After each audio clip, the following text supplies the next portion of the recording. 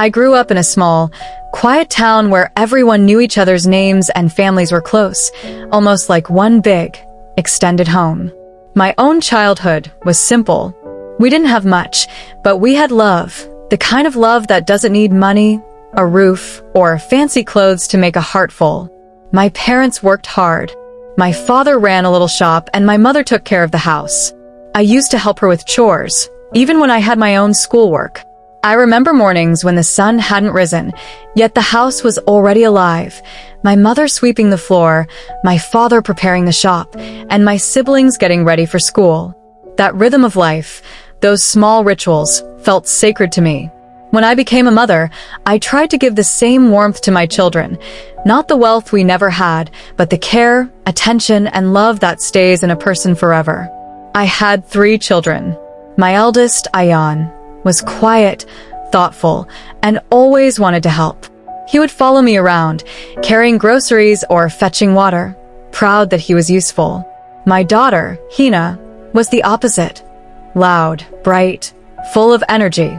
She would wake up singing, wake up the whole neighborhood sometimes, but her laughter was contagious.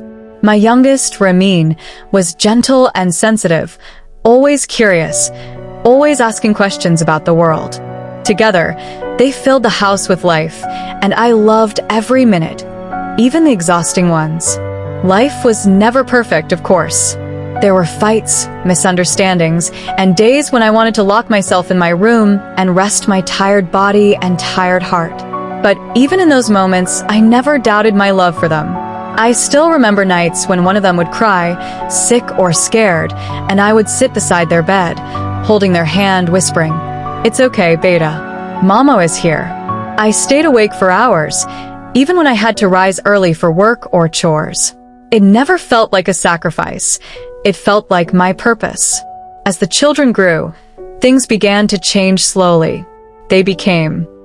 I always thought loneliness was something that happened to people who had no family, no home, no memories holding their hearts together. I never imagined it could happen to someone like me, a mother who once lived in a house full of laughter, footsteps, and voices calling out, "Mama, where are you?" But life has a strange way of changing when you least expect it. Sometimes the walls stay the same, the door stays the same, the kitchen stays the same, but the people slowly drift away until only their shadows remain. I woke up that morning before the sun climbed into the sky. I didn't need an alarm. My body was trained after so many years of waking early for the children, packing lunch boxes, ironing uniforms, boiling milk, and making breakfast before their sleepy faces appeared in the doorway.